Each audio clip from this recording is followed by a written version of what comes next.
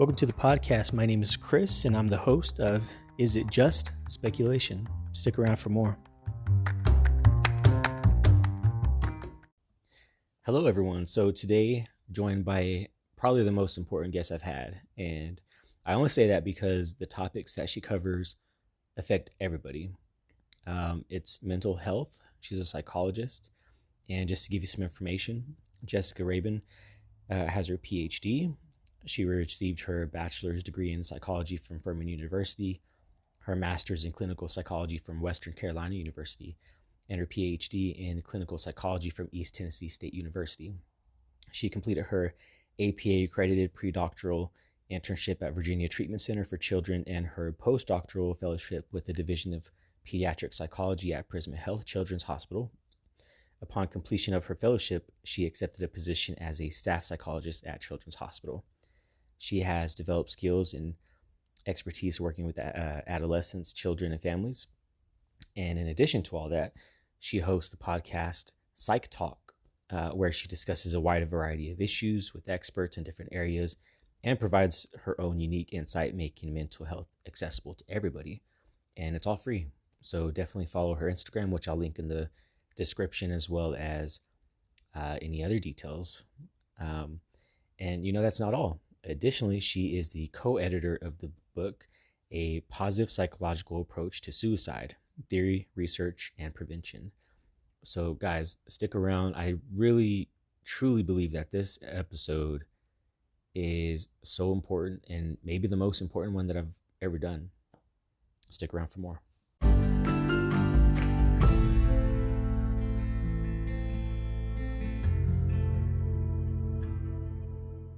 So before we really get into stuff, just wanted to definitely take some time and let you know that I've probably listened to like a dozen podcasts from you of your episodes.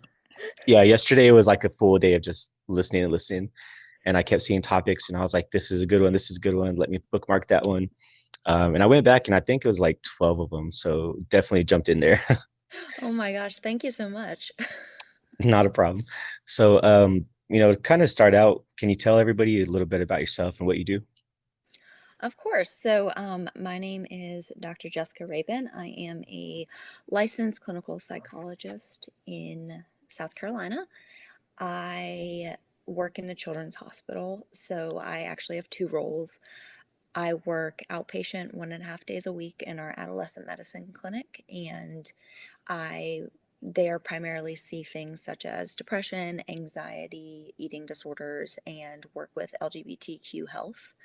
And then the other 3.5 days, I work medical inpatient, working with primarily children and teens with complex medical conditions, those that are receiving new diagnoses of medical conditions, as well as physical traumas that may bring them into the hospital. Yeah, it sounds like quite a busy schedule. One of the things I was wondering is with that kind of work being real like hands-on, and especially sometimes maybe how draining it could be. How did you find the time to make your own podcast and to kind of stick with that and keep doing that? Because like I said, you have quite a bit of episodes out and they're all really high quality. So how did that kind of get started and how do you find the time to do it? So, well, thank you, first of all. So I started my podcast during the quarantine last year, and I say quarantine, I never was quarantined since I work in a hospital. But during the pandemic, my first episode released May of 2020. So it was something I had thought about, and then the pandemic kind of hit, and I was like, I'm going to work and then coming home, might as well start something. And I kind of went into it thinking, we'll just see where this goes. We'll see if people actually want to listen to it. And people did. And that kind of motivated me to continue doing it. As for finding time, I try to batch a lot of episodes. So last year, recorded a lot on the weekends and spent a lot of my Saturdays prepping episodes and things like that. In January, I had my daughter, and that adds another layer of busyness to Yeah. things. So now I try to, record in evenings after she is in bed, or like one or two on Sundays when my husband is home and can take care of her. But it's just something that I've really enjoyed doing, and it's a way that I can, I don't know, get information out there, express Yeah. myself. Yeah. And since it's something I enjoy doing, I just make time for it. It's kind of like my little me time in many ways. Yeah, and I know we didn't really plan on talking about your podcast, but I really wanted to mention it because if people may or may not know, I listen to podcasts pretty much all the time whenever I have time to actually listen. Hmm. I'll choose that over music for the most part. And I only have like 3 or 4 that I really follow and like listen to almost every episode. But yours is like right up there with those. And like I said, I couldn't put it down. I was like, I have to keep listening. So yeah, I wanted to mention it, and it's called Psych Talk. Is that correct? Yes. Yeah. Awesome. So definitely people listening, go check that out. I would highly recommend it as a good place to start if you never listen to podcasts. It's a really good place to kind of get into it and kind of see maybe kind of what the format would be and how you can get some more information that maybe you wouldn't before. Just one thing that I really loved listening to was about normalizing changing your opinion, especially in Hmm. today's highly left and right world that we live in. Changing your opinion goes a long way if you can even just like find a common ground. Can you talk a little bit about maybe changing your opinion? Yeah, of course. So it's funny when you mentioned that, I was like, oh my gosh, that was one of my earlier Yes. episodes. But no, so I think a lot of times just in life, we grow up with certain opinions, and that comes from our family of origin. You know, we grow up, whatever that looks like, whether you're in a two-parent household, single parent household, live with your grandparents, we develop our perspective and opinions through the people around us, especially as children. And it's one of those things that if we don't know anything else, we just assume that everybody else thinks the same way as us. And there's a concept in psychology called cognitive dissonance. And basically, what that means is when you are presented with information that goes against your previously held beliefs, it causes a state of distress, and we see that. I know you just mentioned, like, with the divide, we see this in politics a lot. And a lot of times when we're faced with new information that goes against our previously held beliefs, instead of leaning into that, we basically clamp up and then lean into our previously held opinion even more so. And with regard to changing your opinion, part of that is if you're open to listening to different perspectives and you're willing to learn, you can actually find one, you may change your opinion, or two, you just have more knowledge that confirms your opinion that you held previously is the one you still hold. And I think a lot of times we go through life and we're exposed to a lot of different things, but we tend to seek out the things that feel comfortable to us because change is hard and we don't like to be uncomfortable. But I think to grow as people in general, it is important to listen to those perspectives, and then like the episode was titled Normalize Changing Your Opinion, recognize that it is okay to change your opinion. I think that's another layer. Like, we feel shame or guilt over, oh, I used to believe this, so I can't now believe this new thing, because people will say, like, why did you do that? Or you used to say this, why are you like that? But the reality is all of us have changed our opinions over time about small things. Like, when I was little, I used to, I don't know, I actually I do know. I would put ketchup on my macaroni and cheese. Now that sounds disgusting to me. I changed my opinion on it. So that's something little, but when it comes to the big things, I think a lot of times we're scared to do so. But if we normalize it, if we say it's okay to change your opinion, I used to believe this, but then I educated myself more, or I've had these experiences and now I believe this, and that's okay. Yeah, I think for me personally, I kind of was always real stubborn in my ways until I got married. When I got married, I was like, okay, now I have to change a little bit. So I think there's maybe different points in people's lives where, maybe going from a kid to a teenager to an adult, maybe you have to force yourself to change, even if it's just because you maybe are in a relationship or a marriage or even, going to a certain church or Hmm. community or even certain jobs. Everybody's a little bit different in different places. So definitely changing your opinion is a good thing. I feel like if you're just stuck in your ways, you kind of, you know, lose out on some benefits where you can maybe get some knowledge that you didn't have before. And that's one of my goals with my podcast and why I have people on like you, just to get more um, information out there so people can form their own opinions. Because I would never tell somebody think this way or think that way. Hmm. And I think, the work that you do on your podcast and the work that so many other people do kind of goes into here's the information, you can digest it however you want and then make up your own mind. Um, so talking about psychology and, we mentioned kids, you specialize with pediatric psychology. Is that correct? Yes. What's the difference with that? Is it just kids strictly, or is there a whole different part that maybe people are not aware of? So, in the US, I can't speak for other countries. Pediatric psychology specifically refers to working with kids in the context of the integration between physical health and mental health.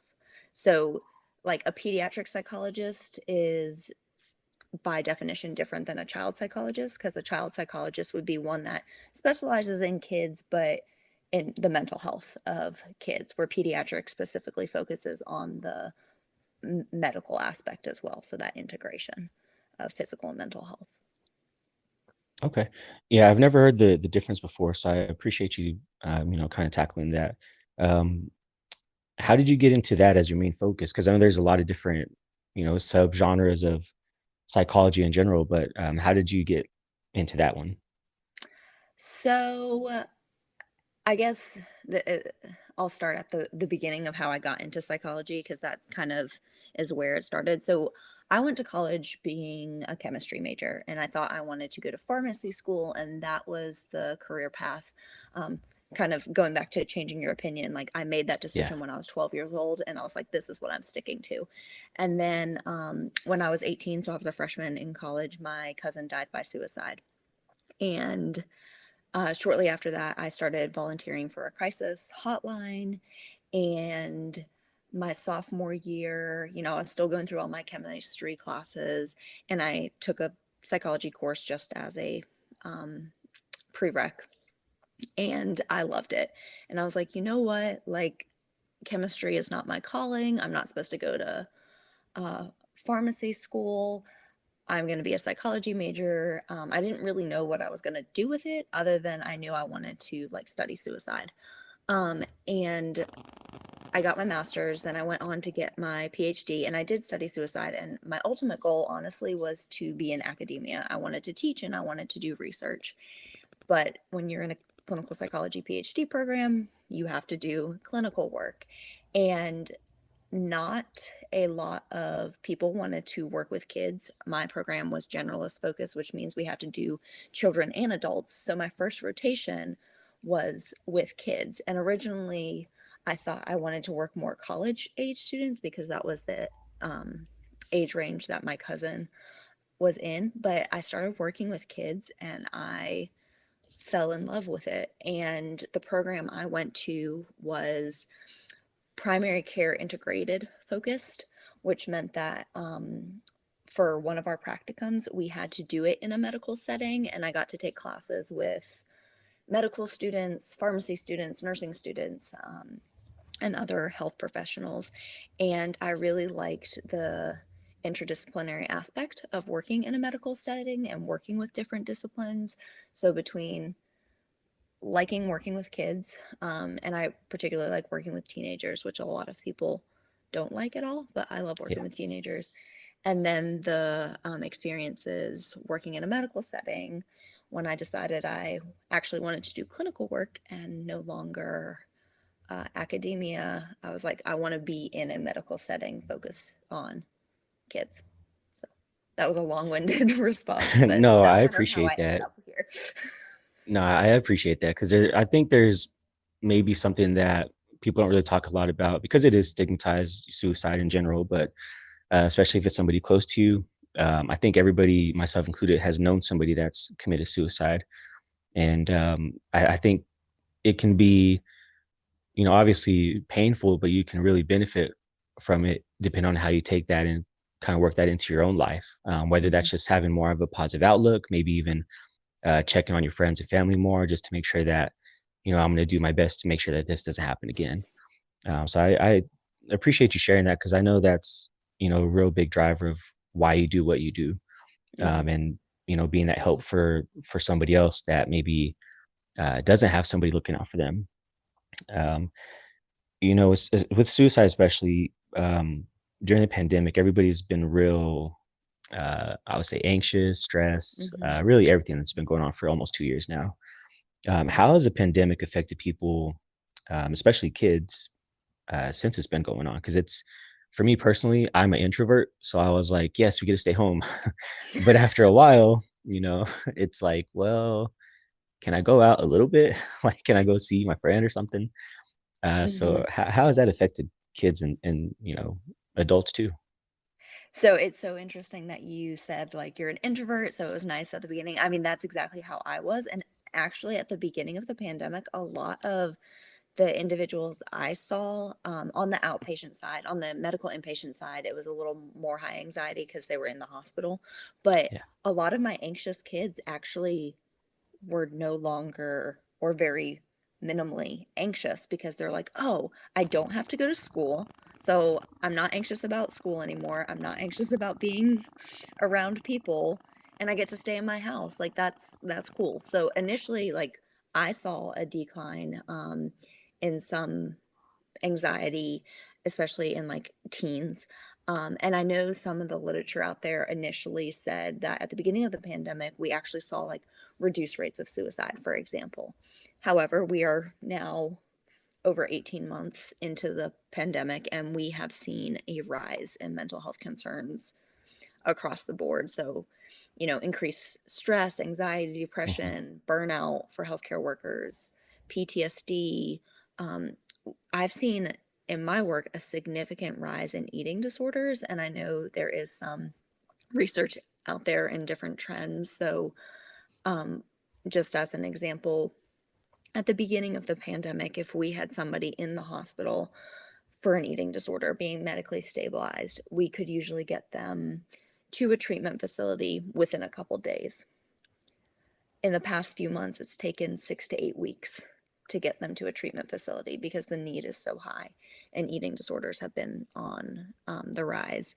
Wow. Um, we've been seeing, with schools and online learning and all of that for kids, more attentional problems, kids falling behind in school, which then is impacting their self esteem because they don't feel like they're smart enough, they're struggling, they feel hopeless.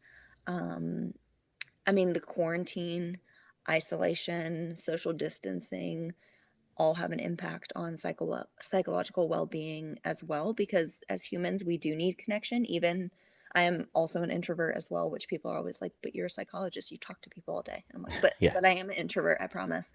Like it was kind of nice at the beginning, like, oh yeah, I don't have to do anything social, but like even the most introverted of people need human connection, and not having that can make us feel lonely, um, bored, frustrated. And we're also seeing, like, especially for younger kids, not really knowing how to socially interact as Mhm. well because it's all been online Yeah, for the past couple of years. we actually had a baby right at the beginning of the pandemic, like in April 2020, like Okay. right when everything was first hitting. So um just a personal side note, our little girl, she didn't see like anybody because we were under lockdown. We didn't really take her anywhere unless it was like super necessary. And when she first did start seeing people, like my mom would come over or some family friends would come over, she would freak out, and she had Mhm. no idea like how to. For one, she didn't know anybody outside of our house existed, Yeah. let alone who they are. So it was a shock for her, and she's a baby, she grew up in it. So I don't know if there's like a difference between somebody who has only known quarantine life versus somebody who was used to just living life and then getting locked down for a year or two, and then being reintroduced to the craziness of the world. Is there like a actual difference between the two? So the to my knowledge, the research isn't out yet because we don't really necessarily know the long-term Mhm. impact, but I do like anecdotally like hearing your story and knowing other people. So I had my daughter during the pandemic as well, but it was in January of this year. So I mean, and she goes to daycare, so she's gotten some social Yeah, interaction. yeah, But I do know, like, there's concerns about babies born during the pandemic with things like facial recognition and recognizing expressions and things like that, especially if they were born during the time when everybody was wearing masks all the time and they yeah, weren't really able to see those things. I mean, just from a like broad stroke standpoint, if you don't know any different, you don't know any different. So for those of us that lived normal lives and then had to go into, you know, quarantine, that's an abrupt mhm, change for someone like your daughter or my daughter born in a pandemic. They don't know any different. But with regard to like differences, I don't think we'll fully know if how this has impacted those younger kids until further down the line when we're out of the pandemic and able to more thoroughly research their like social emotional responses, anxiety, and things like that. yeah. Luckily for us, we have a ton of kids, like a whole house full of kids. And so she still, even though she didn't get to be going to daycare or anything like that, she was still around her brothers, and they all have different personalities, and so she got like a mix of like maybe what the possibilities are. Mm-hmm. So it still worked out for us. Hopefully we'll see long term, but Yeah. so far so good. Um, so following up on the eating disorder, um, I, I don't really understand. Like for me, not knowing anything about it, I would think somebody has an eating disorder when they want to look a certain way to a group of people. But if you're locked down for the most part, like why would somebody have a eating disorder now more than they would have in the past? Can you kind of talk to that a little bit? Mm-hmm. So the at the core of um, most eating disorders, and I say most because um, we typically think of like the restrictive eating disorders, so like anorexia nervosa, Yeah, um, bulimia, where you restrict food and then purge, or orthorexia nervosa, which is more an obsession with healthy eating, clean eating. So those are the more restrictive areas. Then we do have binge eating disorder, but from research standpoint, that doesn't necessarily fit this pattern. But regardless, eating disorders are truly about control. So the thought process of why we've seen such a rise in eating disorders is because the pandemic, the quarantine, the lockdowns literally made everything in our lives out of control. So when things are out of control and we're trying to seek control, one way that people can seek control is by controlling how much they're eating and how much they're exercising.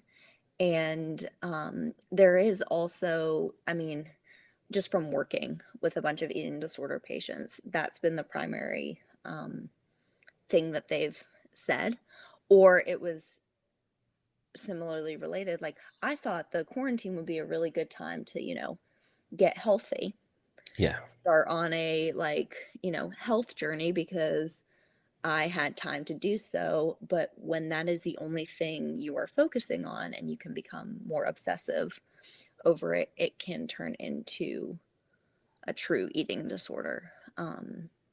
So those are the primary reasons why we've seen an increase, at least from my experience and from the brief literature I've read that's out so far.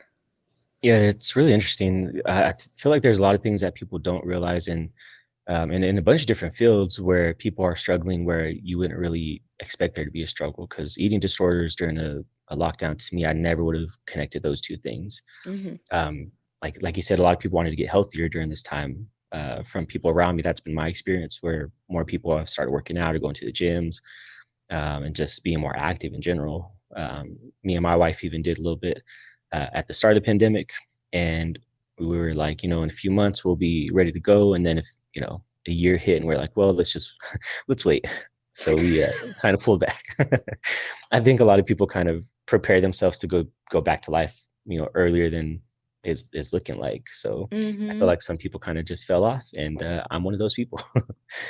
Yeah. Well, and I know too, and I was having this discussion with somebody like a while back, somewhere in the middle of the pandemic, is at least I saw on social media, things like if you don't pick up a new hobby, or if you don't, lose weight during the pandemic, or if you don't learn a new skill, like what are you doing? And, Yeah, you know, those messages can easily influence, especially like teenagers that are on social media a lot. Like, oh, well, what am I doing during a pandemic? I need to, yeah, you know, look good to go back to school, or I'm going to get healthy, or I need to do X, Y, or Z.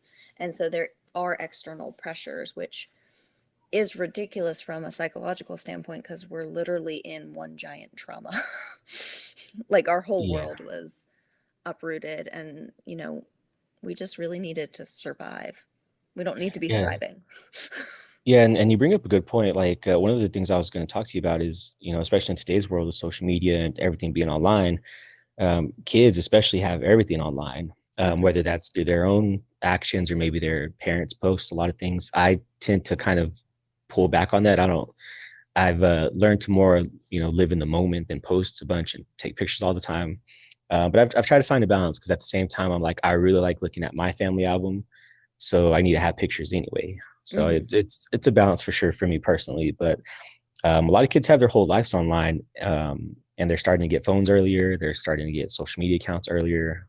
When I was a kid, we barely had internet, so Hmm. it's definitely different.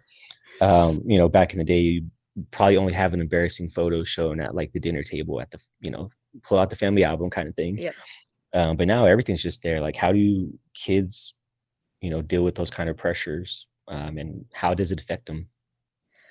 So I feel like I'm going to say what we know from the literature, but I'm a giant nerd, so I like to It's read okay. the research is that heavy social media use is associated with negative mental health outcomes. So we see increased depression, increased anxiety. I know, the kids these days say like FOMO, fear of missing out, but that's like Yes. a legitimate thing. Like they feel that they need to be online all of the time because they might miss out on something.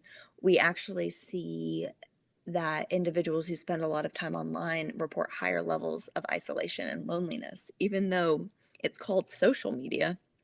Yeah. It's not really social because we conceptualize having like quote unquote friends, but we're not really forming true friendships. It's based off of numbers of likes and followers and things like that. And I mean, there are definitely benefits to social media. I can think of a handful of clients I have that just are kids that don't fit in with their peers. I mean, living in South Carolina, there's a certain climate and way of life. Mhm. And if you don't fit into that and you're kind of like an outcast kid, being online can actually be helpful in the sense you can connect with people with similar interests, or, a part of similar communities as you. But the amount of time our kids and adults, like I fully admit, I spend way too much time online as well and on my Yeah. phone, but it can negatively impact mental health. And I think another big component that I feel like we used to talk about a lot more when, online kind of blew up in social media is the cyberbullying. People can make fake accounts and are keyboard warriors. They type whatever they want, Mhm. and the bullying doesn't stop. Like back when, I mean, I have no idea how old you are, but from your reference, we're probably around the same age. Like if there was bullying, it happened at school, and then you went home, and yeah, it was still painful, but it wasn't constant because you went home. There wasn't like phones that people were Yeah. texting you on and things like that. And, the bullies weren't going to call your landline because mom or dad could, or Mhm. whoever the adult is could pick up. And so they're constantly exposed to bullies, and then just like misinformation that can scare them. And I don't mean like, medical misinformation or things Yeah. like that, but the world is at their fingertips. Like And the Tide Pod challenge, like for an example. yes, exactly. Like things like that. And I know I haven't really looked into it, but like some type of vandalism challenge going on right Yeah. now that started on TikTok, I guess, and like people go into the school bathrooms and vandalize them, and it's just like think ahead and consequences. And now everything's online too. And I know you kind of brought this up, but like not only embarrassing photos, like everything's videoed and then posted online, and once it's online, it's there. Yeah, it's pretty scary. Like it's hard even for me. Like my kids are real young. Like I have like 4 or 5 year old range. Okay. And they all have their own phones that they play games on. They like to watch YouTube videos. And like sometimes I'll just look at them and like wonder like what was I doing when I was 4 or 5 years old? Like I wasn't doing that. I had no idea what was going on. I was playing with like little sticks outside. And it's just a different world. Like I have to constantly remind myself like to adapt to what they have now. Mm-hmm. And I feel like maybe that's a struggle that a lot of parents have because a lot of parents don't really check their, what their kids are doing online or maybe what kind of stuff they're watching. If it's watching things like, going to the school and destroying property, Mm-hmm. the parents may not really see that they're watching those kind of things and maybe thinking about doing those kind of things. And that kind of goes to what you're talking about the fear of missing out. How, in a kid's position, it's hard to say no. It's hard to maybe not go with the crowd, especially in school. How do kids actually deal with the fear of missing out and maybe avoid some of those issues? So I think with regard to like online, and one thing I tell my teens a lot is like whatever information is posted online will still be there when you check your phone. So it doesn't matter if it's, you know, you check it in 10 minutes or you check it in 10 hours. The information is still going to be there. Um, and I think, I mean, this is more for like teens, um, but like taking inventory and like teaching them to think about like, why is this important for you to know? Because a lot of times, like, if it's information that is really important to them, like if it's, a friend, like something exciting happens or something bad happens, if they're truly your friend, you're not going to find out through social media. You're going to find Yeah. out from a phone call or a text message, or if your parents are friends, they're going to um, call. And so that's one thing. Another thing, which seems kind of counterintuitive, is like forcing yourself or your kid to miss out on things. So if it's fear of missing out on social media, like taking their phone away at 8 p.m. and they don't get it back till the next day, and kind of training them to, you know, not rely on those things. If it's, this challenge of destroying property, talking to your kids, like, what's the motivation behind doing it? And what are the potential consequences? What are the potential benefits? Like, how would your life actually be different if you did or did not do this? And like I said, this is probably for older kids. Like, it would be hard for you to probably talk to your 4-year-old Yeah. about something like this, but really being intentional about not engaging in those things. And I think too, a lot of it comes down to parents. And I think you hit the nail on the head when you said like parents aren't constantly monitoring what their kids are doing. And I think that's a balance between, wanting to give them freedom, but also parents are exhausted. And sometimes they just don't want to be monitoring what their kids are Yeah. doing. But, you know, setting boundaries, talking to kids about consequences for certain behaviors and things like that. I hope that answers your question. Yeah, it does for sure. And one thing that you had mentioned was kids feeling like they're not worthy enough. One of the things that I've seen is, especially for my oldest, sometimes he feels like he's too smart, and we'll tell him like, "Hey, you have A's, you have B's, like these are really good grades," Mm-hmm. and he feels like maybe he's like kind of shrugs it off like he's too smart. And I feel like that's probably a problem too with kids, where they are maybe ahead of their peers, and so they don't really fit in with their Mm-hmm. peers because they're kind of thinking on a different level, with respect to some things. Is that a problem where kids maybe are maybe a little bit ahead of their peers, and so it kind of impacts how they interact with those peers? Oh, yes. As you were talking, I was like thinking of, I mean, three of my current clients came to mind just when you were saying that. But yeah, so I mean, kids and adults too, but we kind of even out as we get into later life. They have their social emotional development, but they also have their cognitive development and they have their physical development as well. And if you have a kid that is really cognitively advanced and beyond or ahead of their peers, it is hard to socially and emotionally connect with peers because maybe their language is more advanced or the types of things that they are interested in are Hmm. not typical of other kids their age. So it's hard for them to relate or engage in conversations. Um, Hopefully this is not happening to your son, but I know, kids get bullied for being really smart, and that makes them feel like they're an outcast or things like that. So that's definitely a real thing. And I think it goes either way. Kids that struggle academically too have difficulty relating to peers as well.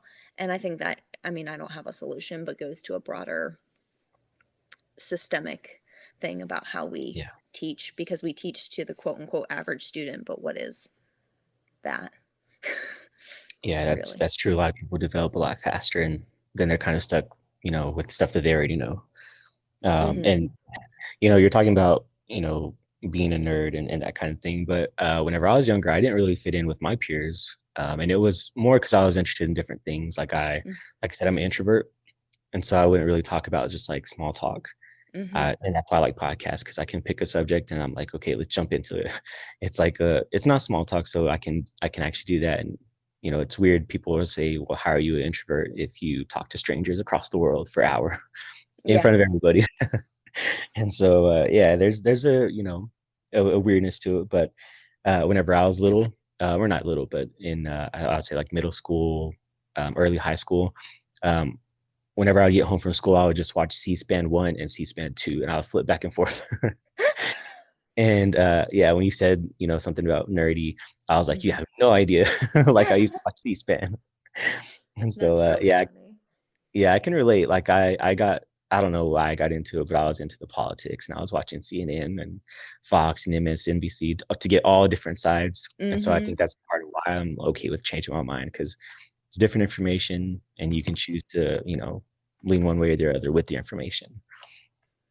Yeah, I was just So about to say, oh, look at you broadening your perspective so you can change your opinion.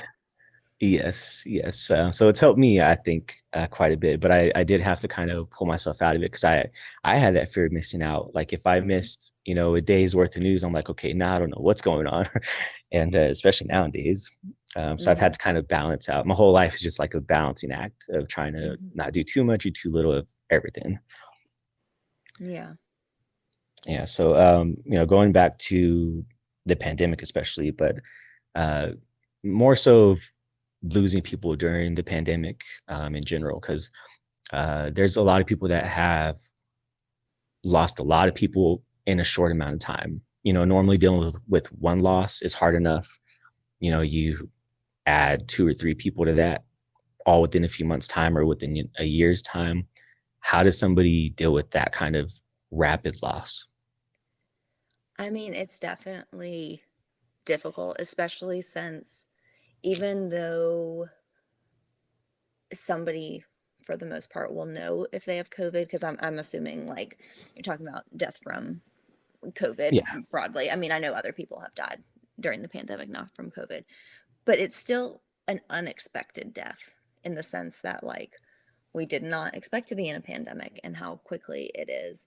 And another layer, not only like the multiple deaths, is especially at the beginning of the pandemic when we were really quarantined, like people couldn't, one, be with their family members when they died, or two, couldn't do the traditional like funerals and things Yeah. like that that people would have done, if there wasn't a pandemic. So, with regards to how to deal with it, I mean, the first thing I tell anybody when it comes to grief is let yourself feel the emotions. You're going to feel angry. You're going to feel depressed. You're going to question, like, why did this happen to me? Um, so, allowing yourself to feel, not judging yourself for how your grief looks. There's no timeline to grief. Our, lovely US society says, you have like, what, 2 weeks for bereavement. Yeah. That's not Sometimes shorter. realistic. Yeah. It's not realistic. I mean, grief is a lifelong process when you lose someone you love. Um, Figuring out how to honor their memory, if that is something that's helpful for you. And then with regard to the pandemic specifically, and this is something I talk about like with the pandemic in general, I've talked about it on my podcast or in social media posts, is like focusing on the things you can control. So, are there things that you can control to protect yourself and other people around you? And I'm not going to get into a vaccine mask wearing Yeah. discussion, but like for somebody that's gone through those losses, are there things that they feel like they can control? And this might be like, I've lost so many people, I'm going to really focus on taking better care of my health because I don't want my children to lose a parent or whatever it may be. um,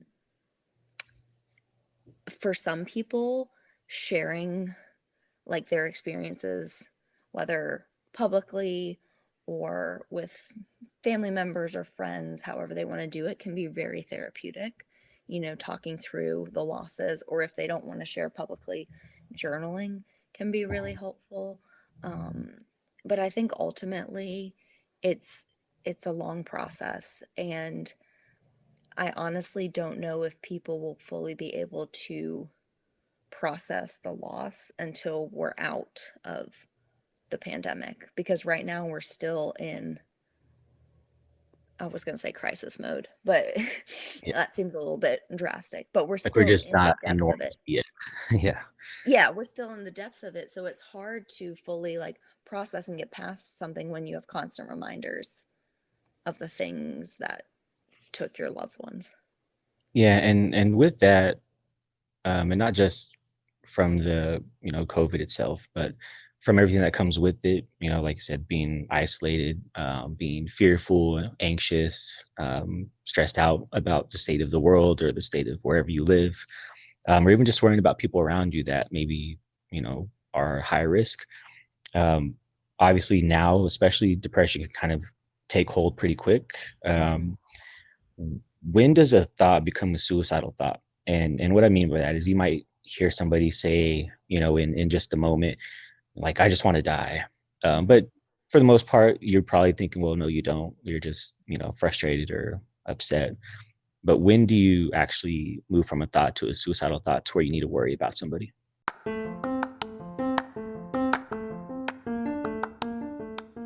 Hey everyone, it's Chris, the host of Is It Just Speculation? What if I told you that you can make your very own podcast for free and you can make money from your podcast with no minimum listenership required? That's Anchor. If you haven't heard about Anchor, it's the easiest way to make a podcast, and that's what I use. It has all the tools that you need in one place so you can record and edit your podcast right from your phone or computer.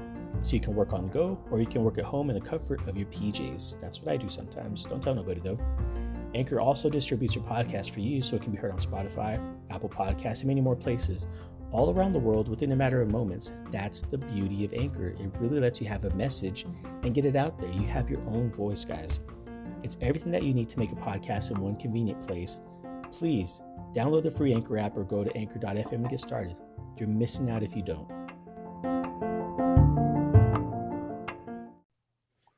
I love this question. And the reason I love this question, not that sounds so morbid, but I recently, so September is National Suicide Prevention Month. So I've done a lot of posts on social media about suicide. And I've realized that, and this is just me being in my kind of bubble and researching suicide for so long that I think this is common knowledge, but a lot of people don't fully know what a suicidal thought is and the difference between active and passive suicidal thoughts. So when we think of suicidal thoughts, there is a spectrum. So at the most like basic level, bottom level that we probably wouldn't be concerned about are what we call like intrusive suicidal thoughts. So the example I always give when talking about this is like you might be driving your car and you're going over a bridge and the thought just pops into your mind like, oh, I could drive my car off the bridge right now. And that's a thought. It seemingly comes out of nowhere. You don't ruminate on it. You're just kind of like, where the heck did that come from? And move on. So that is still technically a suicidal thought, but not one that we would necessarily worry about. Yeah. Then there's also thoughts of like one's own morbidity. So maybe somebody's thinking about their own death, but not them taking their own life. So it's more of a, philosophical questioning. Once again, depending on the nature of it, could be considered suicidal, but not one that we would necessarily worry about. Then when we start getting into the actual like passive thoughts of like, oh, I wish I never woke up, or like I wish I could go to bed and never wake up, or I wouldn't mind like walking into the street and getting hit by a car, that are more thoughts of not wanting to be in existence, but maybe they're not an actual intent behind it. That's when we would still start to worry though, especially if somebody was making comments about it. And then obviously we have the more explicit suicidal thoughts like, I want to overdose, or I want to end my own life. I want to take my own life. So as for when to worry, I always say any threat of suicide is serious. Even if the person, like I know you gave the example like, oh, I wish I was dead. And then people are like, no, you don't, or whatever. Yeah. And most people probably don't actually want to die. And that's something else I want to clarify. Like most suicidal people don't actually want to die. They just don't want to continue living the way they currently are living. Whether it's because they're so depressed, they're isolated, they have a chronic illness, whatever it may be. But if somebody is talking about death, or obviously if they're saying explicit things like, I want to kill myself, that's when we should start to worry. And and it's scary to ask questions because there's a huge stigma and people don't feel comfortable talking about it. But just, even if you're like, oh, they're probably joking, but I'm not really sure, saying something as simple as like, hey, I noticed you've been making comments about want to die. I just want to check in. Are you thinking about hurting yourself or killing yourself? And something just as direct as that can open a conversation. But I think it's important to kind of pick up on and take any threat seriously, because the time you don't is the time it could be the end or something bad could happen. And another thing I say, like some people will be like, oh, suicidal people are attention seeking. And my, I guess, comeback, for lack of a better word for that, is, okay, even if it is purely for attention, there is always a function of our behavior. So why does this person feel the need to make such drastic statements to get your attention? What is really going on underneath that they feel like threatening to take their own life is the only way that they will get help, if that makes sense? Yeah, and there's been a lot of times, not like successively, but over the years, where I've seen news stories where somebody's suicidal, and they've told this person again and again that they're going to do it, and then finally the other person says, you know what, do it, and then they actually Mhm. follow through. So you never know when that final straw is going to be. So maybe tread with caution, if you know Mhm. somebody like that. And I think the biggest thing is just be there. If they're saying, all of these things, listen. And if they're saying them a lot and it's too much for you, encourage, like, have you considered talking to somebody about this? And I recognize, even as a psychologist myself, that unfortunately in our society, mental health care is a privilege and it's not accessible to everyone. But encouraging things like, have you thought about talking to someone? I mean, there are crisis hotlines that are Yeah. free and things like that. But yeah, I mean, just telling somebody to follow through with it is not going to help the situation in any way. Yeah, talking about crisis hotlines, in a similar way, I think a lot of people had to switch over to virtual sessions or virtual, Mm-hmm. doctor visits even. Is that something you've had to deal with, and is there kind of a disconnect from not being in person? Because I know, a lot of people they're different when you're in person. Is there a difference that you've seen? So yeah, so I had to switch over to virtual on the outpatient side. On the inpatient side, I still saw everybody in person. And I still have some. We've been back in person since last year because I live in South Carolina.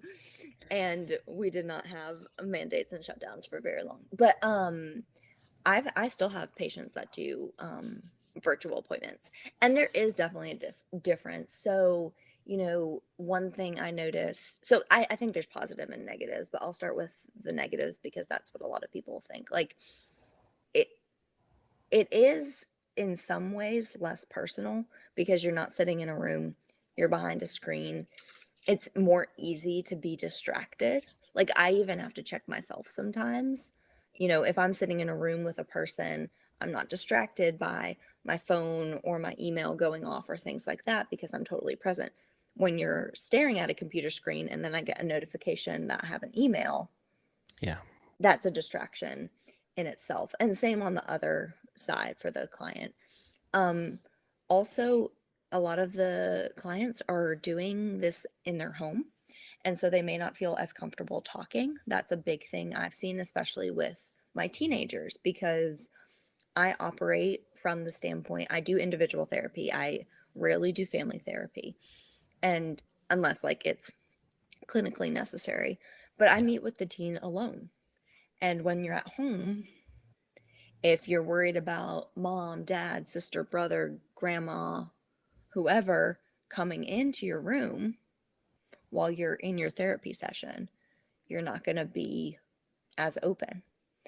And I know that's been a big thing for a lot of the individuals I've seen that wanted to go back in person once we were able to, was that they just didn't feel comfortable doing that. And then there's things like connectivity issues, and that's frustrating if you're both like, Yeah.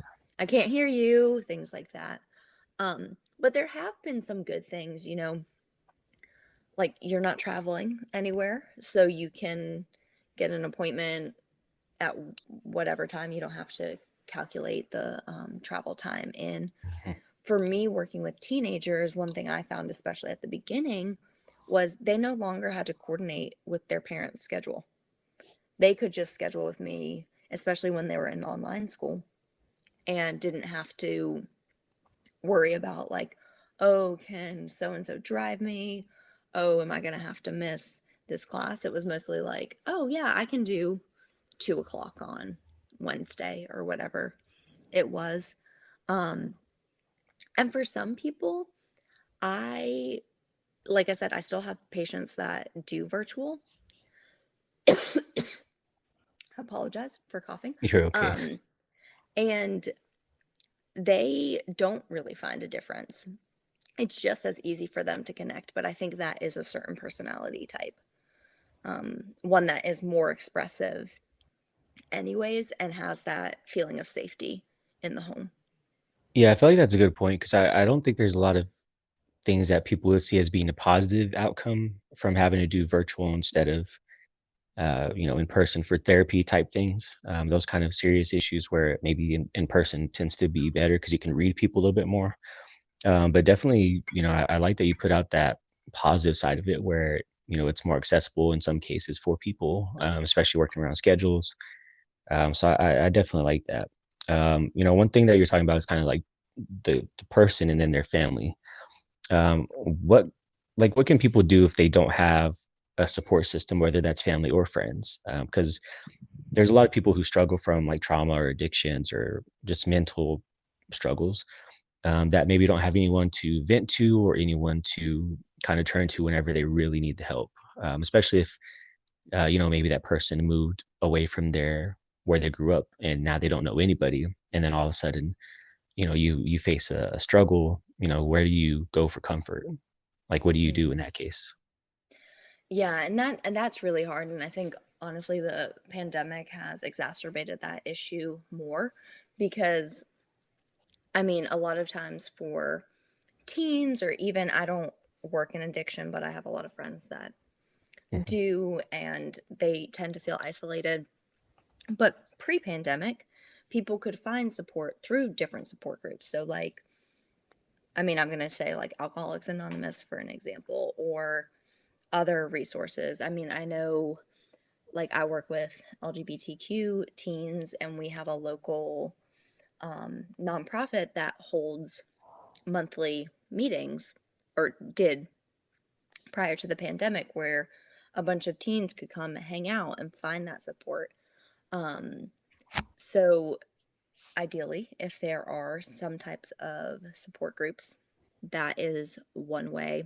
Um, this is where online can be beneficial if you can connect with people of similar interests online. Um, to, I mean, it's not the same as in-person connection, but it is something.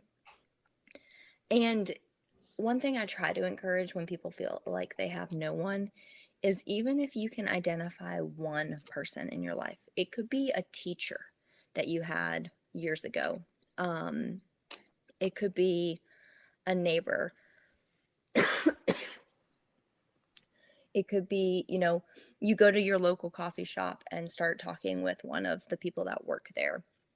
But any type of social connection, although you're probably not going to divulge your like deepest, darkest secrets to the random waitress at the coffee shop, if you start getting that basic human connection and social interaction, that can fulfill at least some of that need to connect with others.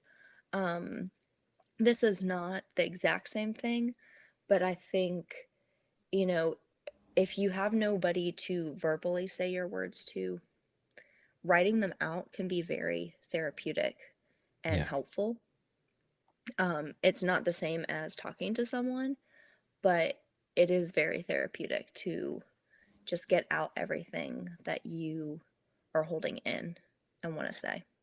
Yeah, one thing that I've picked up from the past, and I don't know if this works or not, but I think it worked for me back in the day whenever I was like trying different kind of things, was to write a question down that you wanted to answer for yourself with your right hand or your dominant hand, and then you answer it with your left hand. I don't know if there's any way that actually works, but whenever I was a little kid, that kind of thing helped me, and I was like able to answer my own questions like internally just by writing with a different hand. I guess it's supposed to like activate different parts of the brain. Have you ever heard of something like that?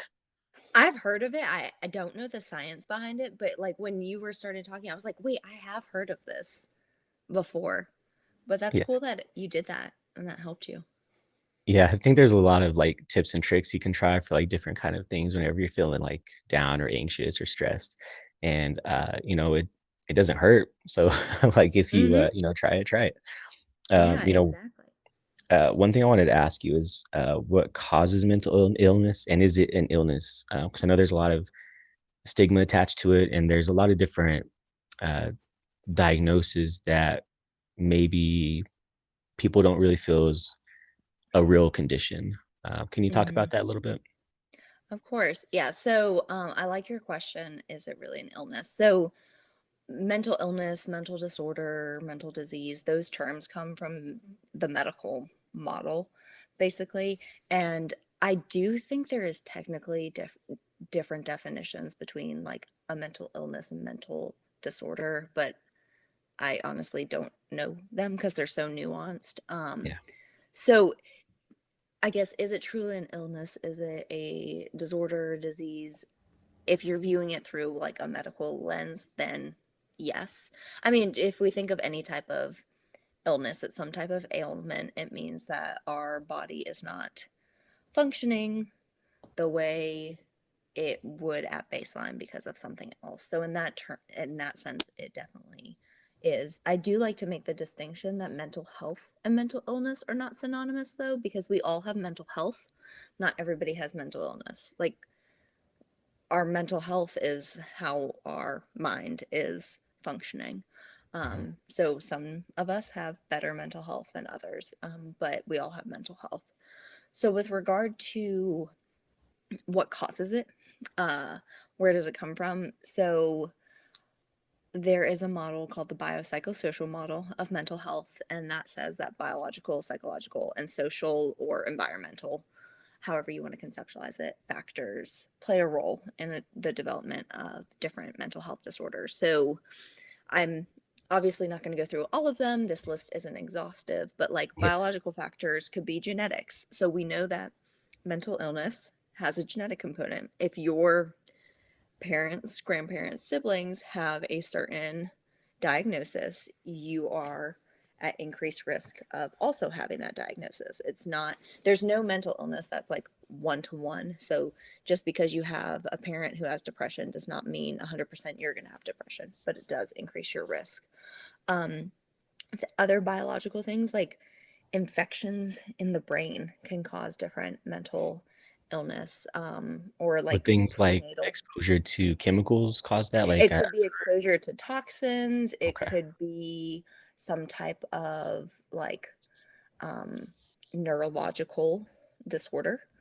In turn, can cause some type of mental illness, or like prenatal exposure to toxins, drugs, things like that can increase your risk. So, like, we know that mothers that use substances when pregnant, like marijuana or um, methamphetamine, all of those kinds of things, the baby, as they get older, is at higher risk for things like ADHD or developmental disorders. So, those are some biological factors.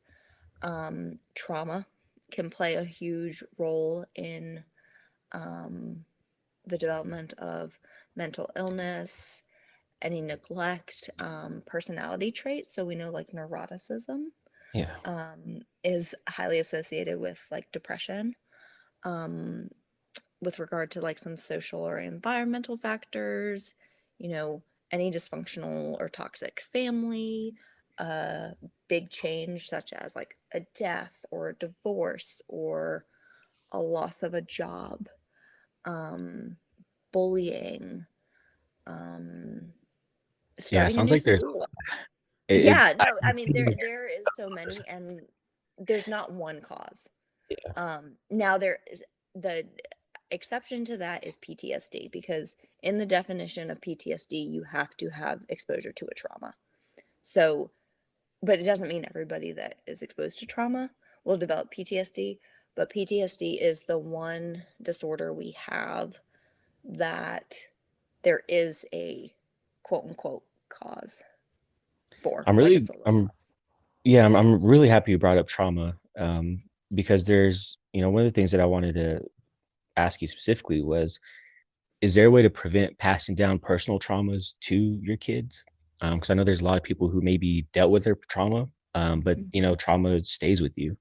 Is there a Mm-hmm. way to keep it from being passed down? So, intergenerational trauma is a real thing. So, with regard to, is there a way to not pass it down? The biggest thing would be getting your own help and working through the trauma before you have kids. Um, if you truly want to prevent it. Another option, because not everybody's gonna like hold off having kids until they work through their trauma, or people might not realize they went through traumas until after having kids, is getting help and being intentional about your reactions or however the trauma manifested for you. I know a lot of times, if we're thinking of family trauma, it might be the way people reacted. Maybe you grew up in a household where, lying kept you safe and people yelled all the time, and you learned to avoid things because you were going to get hit, and you don't want to pass those behaviors down to your kids. So being intentional about working through those things and responding in a different way. But there's not, unfortunately, a way to like 100% guarantee that you're not going to pass anything down, because trauma is stored in our body. You can do a lot of work, but the trauma you endure still has shaped the person you are. But there are definitely ways to lessen the impact if you're willing to do the work. Yeah, and for those interested, like I said, your podcast covers a lot of subjects. One of them that I found really fascinating was about post-traumatic growth. I think that's the term. Is that correct? Yes. Mm-hmm. Yeah. Can you briefly tell people kind of what that is? Because I think that's a new area of research, and for people who maybe want to take a deeper dive into what trauma is and maybe the opposite side of it. Can you just give like a little rundown of what that is? Mm-hmm.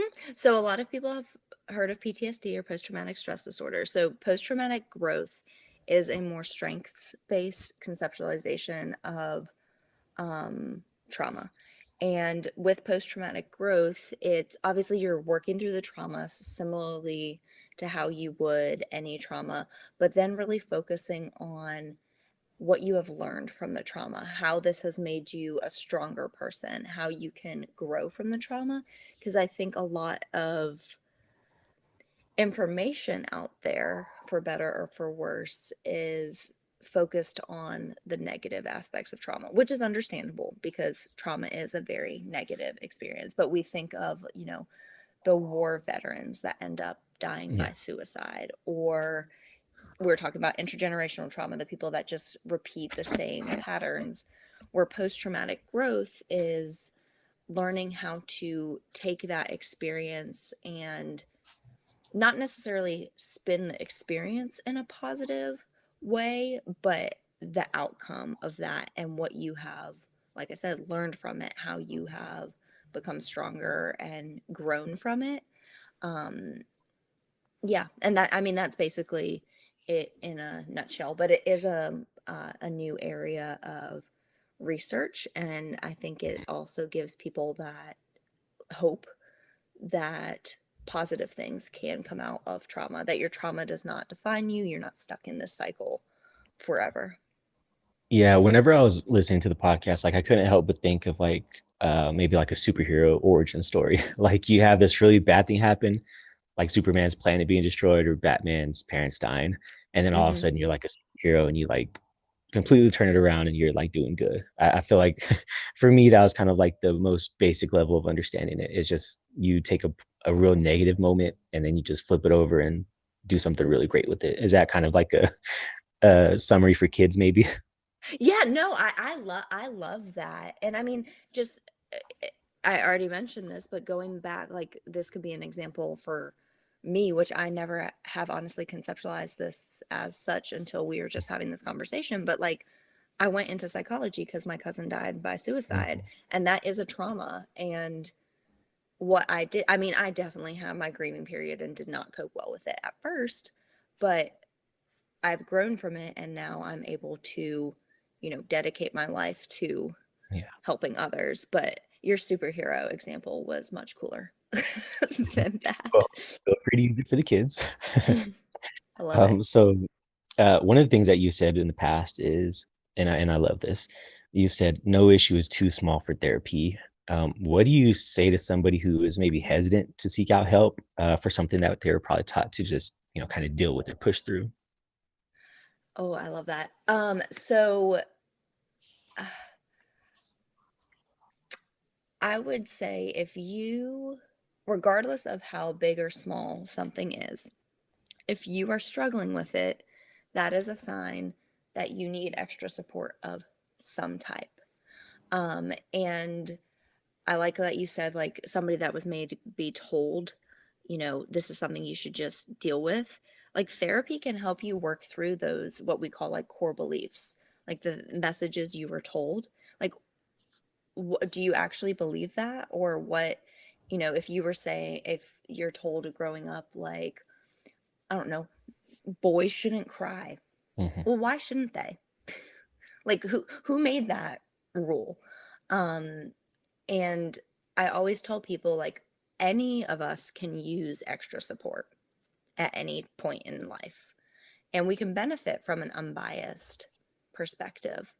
Friends are great, partners are great, but they also are invested in you, and a lot of times may tell you what you want to hear because they think that's what's going to help. But if there's anything that you're struggling with, it's worth getting that extra support. And if you have access to therapy, um, it will be beneficial. The other thing I think of a lot too is, people have this idea that they have to hit rock bottom to seek out therapeutic support or Yeah. seek out a doctor. But the reality is, like, ideally, we go for checkups each year for a medical doctor. We don't necessarily wait until we're on our deathbed to see doctors. We go annually to make sure we're doing okay.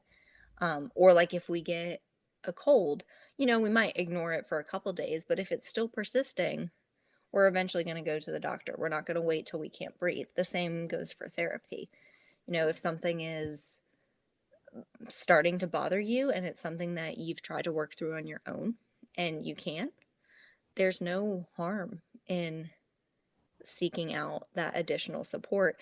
And it's actually going to benefit you more so doing it early because you can learn skills and tools that then later can apply to more difficult situations. Yeah, and I really want to be respectful of your time. Would you have a little bit more time to answer a few questions still? Yeah, you're absolutely Okay. fine.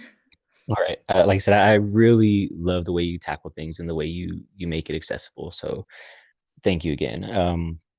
One of the questions that always comes up is for really any mental struggle or disease or anything like that is, does it need medicine? Like, do you have to have medicine to get better?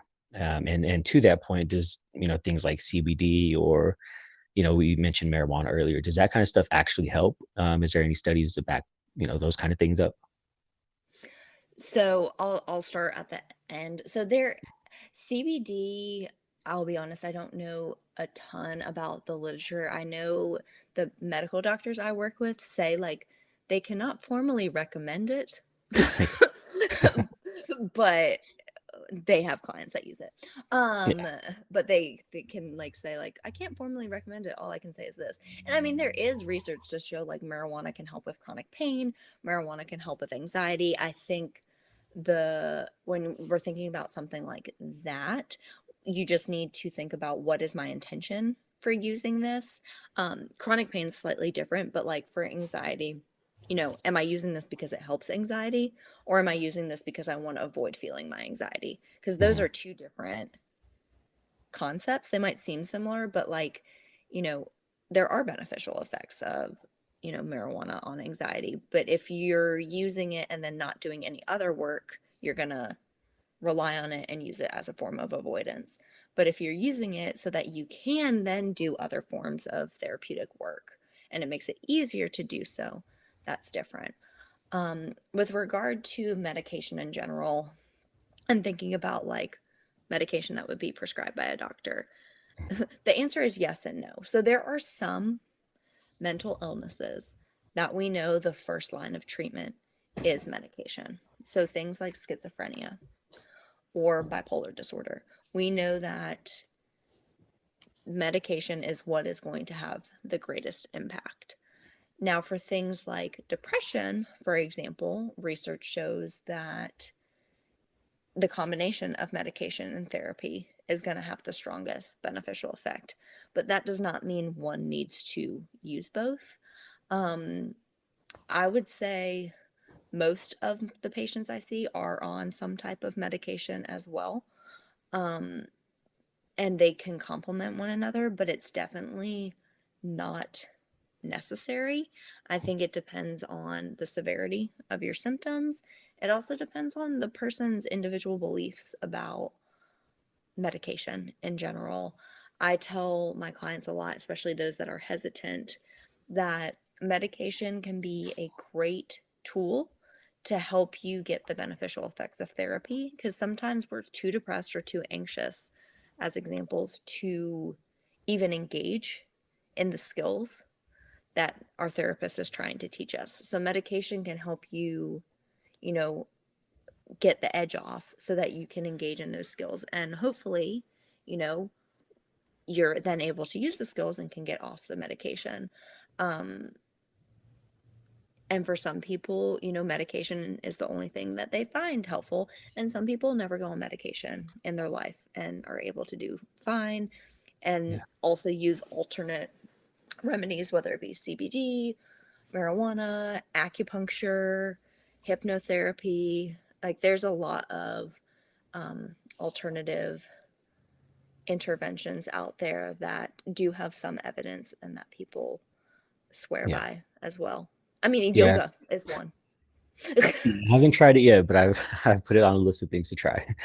Um, yeah, one of the things you were talking about is just different treatments. I think one of the newer things, and correct me if I'm wrong, but I think one of the newer things is EMDR. Is that the right? Mm-hmm. Can you talk a little bit about that? Because I was really fascinated when I first found out about it, and even now I still am not exactly sure how it works, but I know it's really interesting. The thought process behind it. Yeah, so I'll make the caveat I am not trained in Mhm. EMDR. I do have a podcast episode on it though, where I interviewed actually a friend of mine from graduate school. She was an undergrad in my lab when I was a graduate student who is trained in it. But EMDR is, let me not mess this up, eye movement desensitization and reprocessing. And it's interesting because it's not necessarily new. It was actually developed in the 1980s, but it's become a newer Okay. thing recently. It's gained a lot of traction, and it's a therapy specifically for trauma that does not require the individual to talk about their trauma. It's focusing on like eye movements and the I'll be honest, I don't fully know the function of it, but the thought process with like the eye movements, you're thinking about the trauma, you're re-experiencing it internally, and you are focusing on something else. So it's basically a desensitization to your Okay. trauma. So you're repeating. So like in traditional like trauma focused cognitive behavioral therapy, you're writing out a trauma narrative and you're reading it out loud. And with EMDR, you're still processing the trauma, but you're not having to say it out loud. Yeah, it seems kind of like a different type of hypnotherapy where you're actually aware of what's going on and you're just kind of replaying the things in your head to where you're in a safe space, but you can relive them and kind of work through it, Mm-hmm.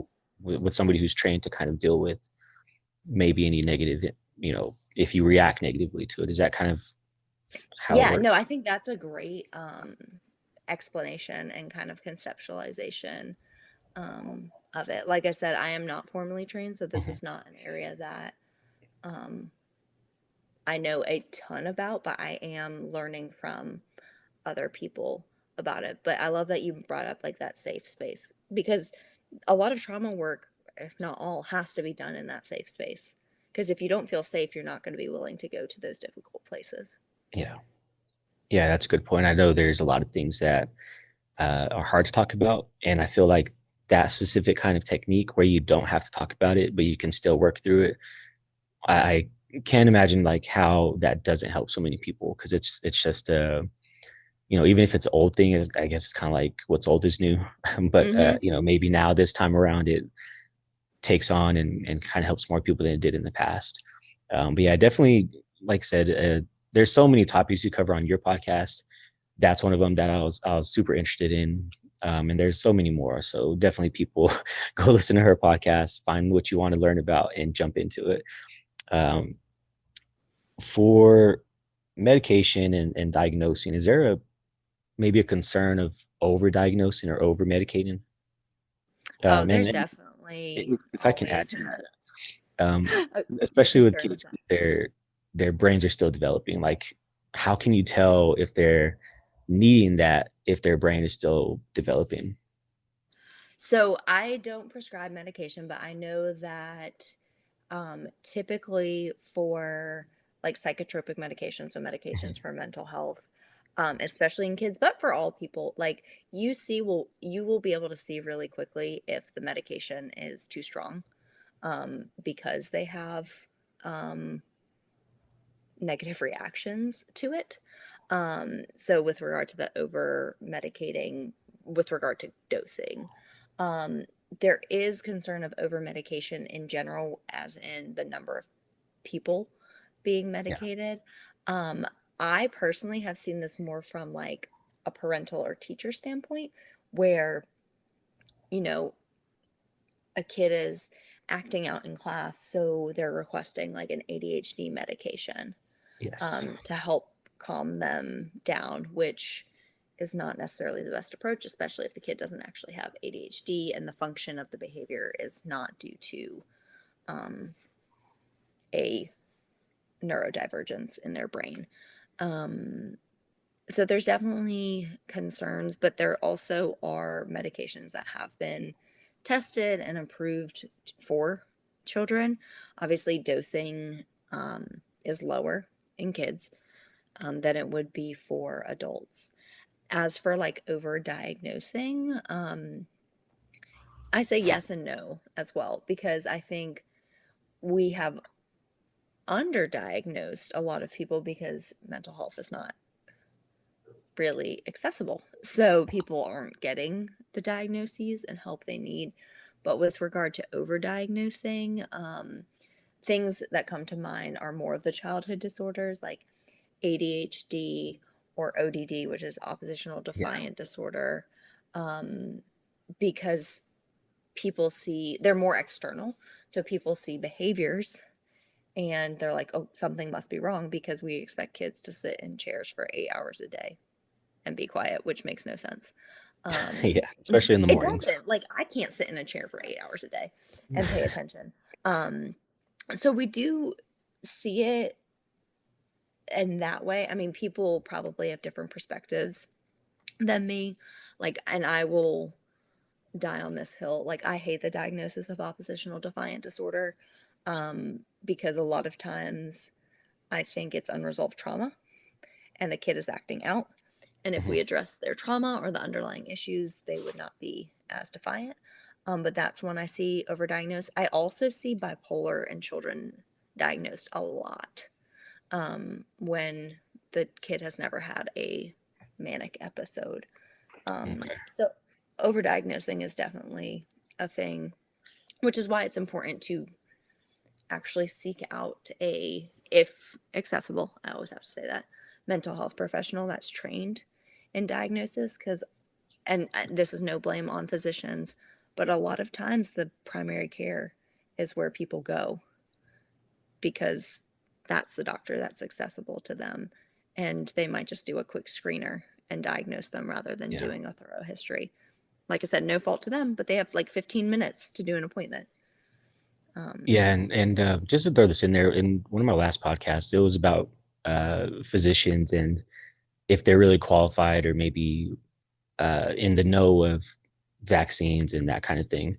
But one of the things that was recommended before that might apply in this case is just to go and look at that history of what the doctor's done in the past to see if kind of maybe they know what they're talking about.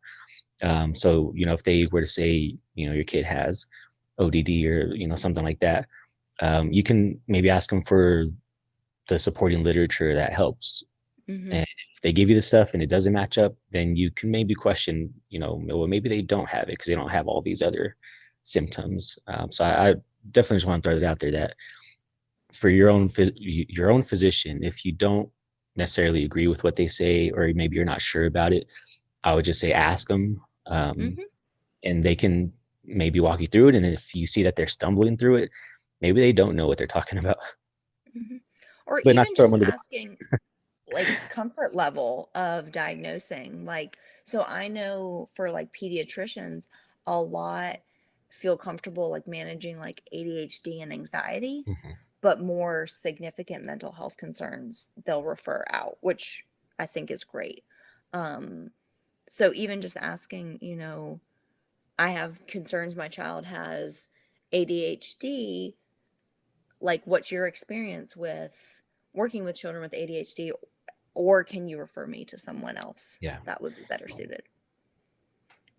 Yeah, and that's a good point. There's always those specialists that can better understand it. And the big thing is not everybody has the time or the resource to go to a specialist. Mm-hmm. So I think that's probably why they depend on the physician.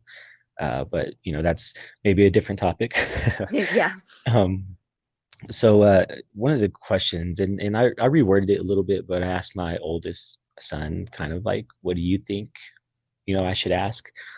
And in different words, and he put it, is it realistic to be okay all the time? Like, are you always going to be fine? No. No, I mean, as humans, we experience a vast variety of emotions, and things like anger and sadness and anxiety are natural human emotions. And if we were okay all the time, that means we're not experiencing the full range of emotions and the full range of what it means to be human. And I think we have associated words like bad or negative with emotions like anxiety or sadness or anger. And like, yes, you know, how we respond to those emotions may be maladaptive. Like if you're angry and you punch walls or something, that's Yeah. not the most adaptive. But the reality is that they're all natural human emotions, and emotions aren't bad. It's what make up the human experience. So just as much as we feel joy and happiness and excitement, we also need to feel those other things. And I think if people are okay all the time, they're going to be missing out on a lot of things, or they're just suppressing, ignoring their emotions, Yeah. which is going to explode in the end. I always use a bottle analogy with my teens. Like if you suppress your emotions, every emotion is a drop of like soda, and eventually it's just going to overflow. Yeah, I like that. That's a good way to visualize it for sure. And that kind of goes back to what we were talking about before about, why can't boys cry? It's Mm-hmm. better. I always tell people, like, if you have to cry, just cry. Like, Mm-hmm. do it in the shower if you need to, but it's better just to get it out and not have it build up, because it really does build up. And you'll start getting knots in your shoulders. You'll start getting stressed. Like, it builds up. Mm-hmm. And like I said, there's that big moment where it just comes out in some way or another. Exactly. And to that point, I feel like for sure there's some benefit in having hard times or being depressed or being sad. It's that old expression, like hard times make hard people. Maybe not the best way to put it, but I definitely think it can help people to go through struggle. Mm-hmm. Oh, definitely. I mean, like this is a cliche too, but it makes you stronger. And this is not like a psychological standpoint. This is just a personal standpoint as like a human. Like I'm one of those people, I look back on my life and there are definitely like moments that I would go back and do things differently. I don't like to use the word regret. Like Yeah, maybe, oh, I regret saying something that way. But ultimately, everything we've gone through makes us who we are today. And I'll just use this example because I've already brought it up. Like with my cousin dying by suicide, would I want him here today? Absolutely. But if I did not go through that, I would also not be the person I am today. And also, if we never face hardships, when the day finally comes, that we face a hardship, we're not going to have the skills to deal with it or cope with it because we've gone through life with everything being fine. It's also not a realistic expectation to expect you don't have hard times, because suffering is part of the human condition and being human. Yeah, I definitely agree with that. Last two questions, I promise. So, in the past, you've talked with Esther Gomez, and like I told you, I'm hoping to talk to her as well. Not too long from now, so thought I'd mention her. Episode 18, if anybody's looking at your podcast. You talked about human trafficking. That's a major, thing that can really create some traumas that are maybe something that nobody can relate to at all. Like for me personally, looking at that, like I couldn't imagine being trafficked in any kind of way, especially in a sexual way. And, sometimes for years, even if it's not for years, like at all, it's just something that I can't even wrap my head around. How does somebody with that kind of trauma, like that level of trauma, begin to get treated? And like, is there any way to really overcome it? So there's definitely ways to overcome it, if you're able to get the treatment. And so when you ask the question, like, how is someone like that able to get treated? Unfortunately, like the first step is like getting out, which is very difficult for many individuals because there's this component of what we call like learned helplessness, that they don't want to be in the situation, but there doesn't seem to be any way out. So they're just going to stay with what they know, even if it's hurting them. But if somebody is able to get out, and I mean, you listen to the episode with Esther, and she's worked with individuals who were sex trafficked, is finding a therapist that can specialize in trauma. So, like, I'm going to be fully transparent. Like, that is not an area of expertise of mine. And I don't want to say I would do more harm than good, but I know I would not be the most beneficial. But basic trauma work with things like that is, there's a narrative that things around not being worthy or blaming themselves for getting into that situation. So, dissecting and breaking down those beliefs and the recognition that it's not their fault, and then working through whatever or however the trauma manifests, because trauma is very physical. So is it nightmares? Is it avoidance of things? Is it increased heart rate? And I know there are I think on that episode's show notes, because I did that episode over a year ago, Esther provided a lot of resources. So that's another way, like finding resources to connect with people that can help, homes that can help,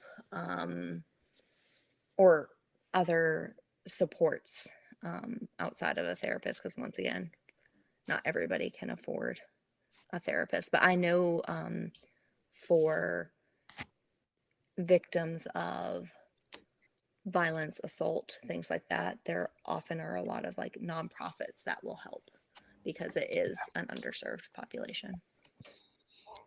Well, definitely thank you for talking about that. Final question. What would you like people to take away from this conversation or your work that you do? Oh my goodness. That is a loaded question. Oh gosh. Okay, so much is coming to mind. I will try to narrow it down. I think a big thing is, like I already kind of mentioned, we all have mental health and we all need to take care of our mental health. So recognizing that other people are struggling, you might be struggling currently or have in the past or may in the future. It is okay to get help in whatever form that looks like. If formal therapeutic help is not accessible to you, there are great resources online, or even, and this is not me plugging myself, but like following licensed professionals on social media that provide free content and things like that. And then the other thing that's coming up for me right now, which I don't know if it's just because it's late at night and I'm feeling sentimental, is just be kind to one another. I think we underestimate the power of just listening and validating and being there for someone. I know we've talked about like human connection a lot through our discussion today, but it's can be extremely powerful just listening to someone and being there, even if you don't understand, just reflecting, wow, that has to be hard. What can I do for you? Is there anything I can do to help? That can go a long way. So I think those are my takeaways. That's a great way to sum up kind of what we talked about and kind of what your passion is for helping people. Again, Jessica, thank you so much for taking the time. I don't think people realize like how hard it is to start talking to people and to find people that are really like well versed in what they do. And to run across you and for you to accept being on podcast as a guest, it was the best thing ever. I really feel like this is the most important one that I've done, and definitely thank you for taking the extra time to answer a lot of questions. And like I said, it's been really great to have you kind of talk about so many different important topics. Well, thank you for inviting me, Chris. This was great, and I love talking about this stuff. And obviously, I could talk for hours or days about it. So I appreciate you inviting me to talk about something I'm so passionate about. Not a problem. Well, again, everyone, if you want to go check out her podcast, it's called Psych Talk. There's a ton of stuff on there that you may be interested in, stuff that we've talked about today in greater detail on there. Like she said, there's experts. I am not expert, so I would just point you in that direction. And I'll link your social media so people can follow you and kind of see, what it is you do on a daily basis and kind of the things that you put out there for, support. Awesome. Is there any final thoughts?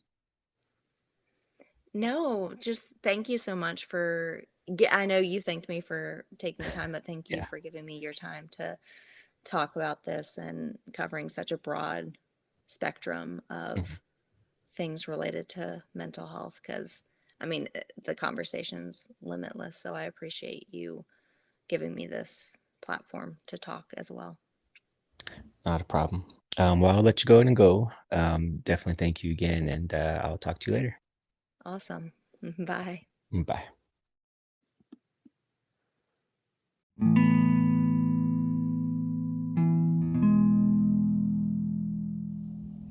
I wanted to take some time to thank everyone for listening and sharing and just being part of the podcast community with me on this journey. One of the things I do is try to get some really good content and guests that really specialize in certain areas that maybe myself or people that I know really are curious about, like this guest and like my last one. So with that being said, if you know anybody that you think would be interested in doing a podcast that would be a really good guest for a specific subject or a variety of subjects, let me know, reach out, and get a hold of me, and we'll talk about it and see if we can maybe make it happen. Thank you.